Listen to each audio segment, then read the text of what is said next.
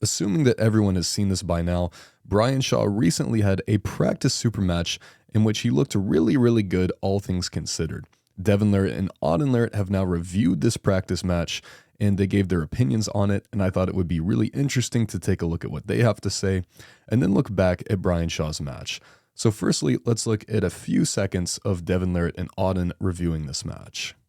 To watch him go against his corner, like his corner's telling him to hook and everything, and he naturally... That's smart, figuring it out. Yeah, he's doing better work than what his cornermen are telling him. He kicks out and rolls, gets hand control, comes in with the legs. Perfect. It's perfect. That press was scary. Oh! Just get that hook mindset completely out of his head. Mm-hmm. Just make people hold on to him. We will show him to embrace the outside style more. So I definitely agree with what Devon and Auden are saying here.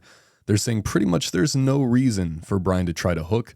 When you look at the way that Brian is built, he's built similarly to someone like Vitaly Laletin. I would say even bigger. I haven't seen those two people next to each other, but I think that just in terms of his frame, Brian is probably even a little bit taller, and I think his hands are wider. I think that they're thicker than someone like Vitaly. And you're not going to see Vitaly hooking at a super high level. It just doesn't make sense biomechanically. It's not to say that your frame completely determines your style. There are, of course, very good hook pullers who have longer arms, and there are very good top rollers who have shorter arms. But in general, if you're someone that's 6'8", 6'9", you're probably not going to be the best hook puller in the world. And similarly, if you're 5'5", you're probably not going to be the best top roller in the world. It just doesn't make as much sense. And you're kind of fighting against your own body's mechanics in order to try to do a move like that. Now, firstly, what we see Brian do in the very first part of the super match is we see him totally hold on, and it just doesn't work out very well for him. And this is what what Devon and Auden are saying, is they're going to try to get that hooking mindset, that holding on mindset completely out of Brian's head.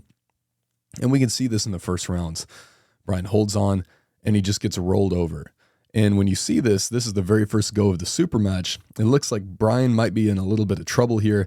And it may be that Brian is not going to do that well at arm wrestling. If he's been training, he's been doing his lifts, and he's still getting rolled over like this, maybe this isn't the thing for him.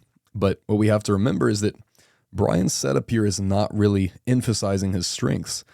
And when we take a look at the way that this hand is closed, you can see that Brian's opponent's knuckle, his top knuckle, is way up here. And Brian is closing significantly lower than that knuckle. He's closing around the bottom knuckle. So Brian is taking a similar grip as to what someone like Denis Saplinkov has done in the past. He's taken a low grip on purpose. And this can be good if all that you're trying to do is simply bend your wrist and get the match to be an arm-on-arm position, and you're okay with kind of catching in that defensive position. If all you're trying to do is bend your wrist, this can be good.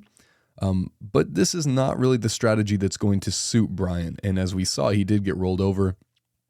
Now, I think he also kind of missed the go a little bit there.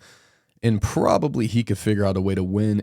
Even if he took this lower grip, he's just so strong, he could probably just grit his teeth and use enough side pressure and back pressure and cupping. But this would not be optimal. This would not be efficient. And this would not be prioritizing Brian's strength. You can see how his thumb is completely over his index knuckle. This is indicating that he has low webbing.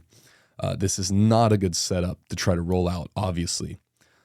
But if we take a look at round two, and they do end up slipping before this, we can see now Brian's setup is a lot different. He has a much higher setup. His webbing looks way better. The buckle is now on his opponent's hand.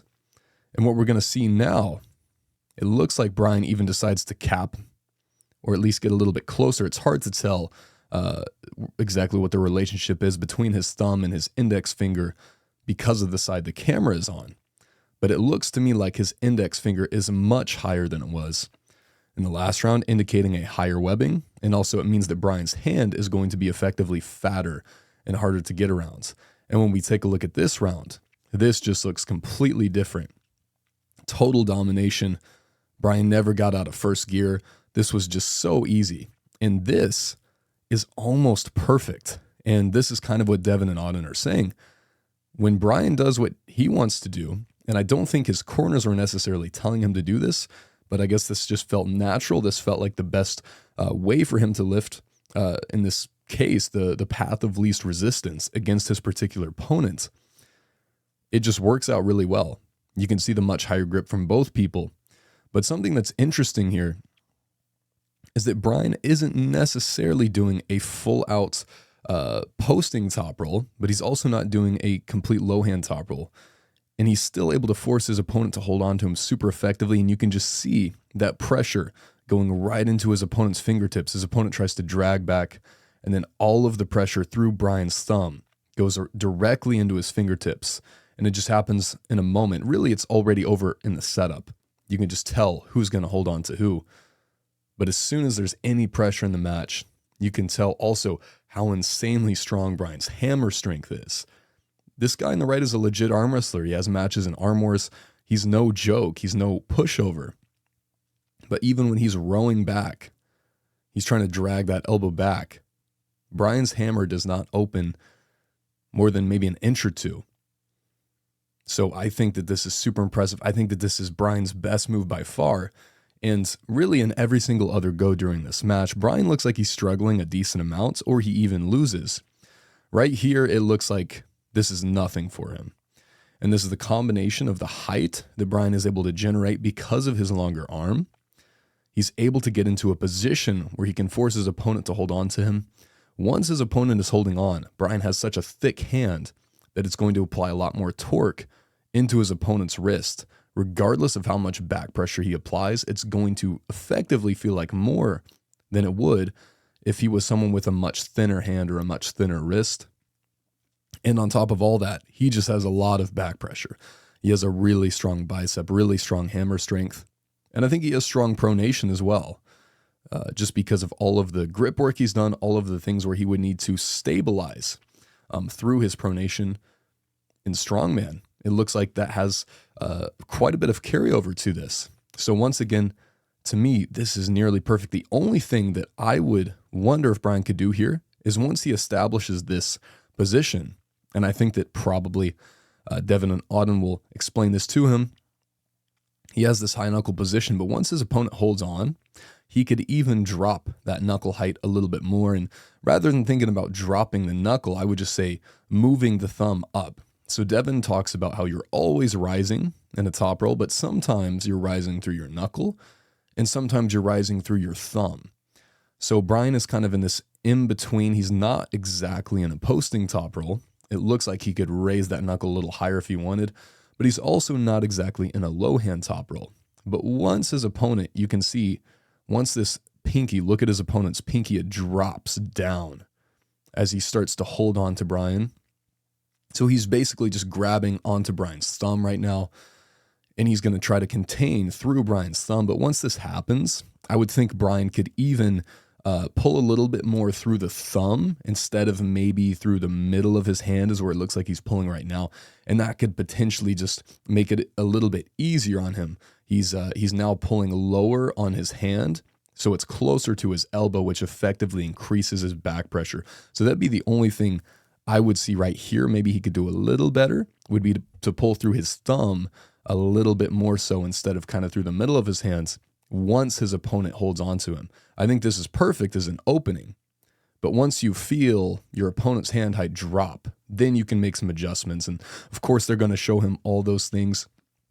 I think that they might also show him to crack his wrist back on purpose just a tiny bit, and maybe even sweep outside a little bit more right off the go, and then you can make the adjustments later. You can climb, you can transition to a press eventually. But I'm really glad overall that Devon and Auden are going to be going down and training Brian Shaw. This is the thing that I was a little bit concerned about is, does Brian end up having a style kind of like this, a really robotic, just kind of grit your teeth, hold on, and just try as hard as you can, instead of a style like this, where even though Brian is one of the strongest people in the world, he's approaching the match as if he was weaker. He's trying to attack his opponent's fingertips. He's trying to make them hold on. And this is what I saw in this round. I think that this is already 90% of the way there, 85, 9% of the way there to perfect. Exactly what I would want to see from Brian. So I hope that this keeps up. I hope this continues. And I think that Devon and Larratt Devon and Auden are going to encourage this exact kind of style. So I'm super excited to see them go down and coach him. But let me know what you guys think about all this. Do you agree that this round 2 right here, do you agree with me and Devon and Auden that this is probably the very best thing we've seen from Brian? And this is the style that he should go for. He should completely abandon any kind of holding on, any kind of hooking to initiate the match. And he should pretty much always open in this kind of outside lane. And from here, he can transition back to inside, to a press, to a hook, whatever he wants. But as far as his opener, I think that this is the move for Brian, maybe with a little bit of refinement that's going to come from Auden and Devon coaching him. All right, thank you guys so much for watching. I'll talk to you later.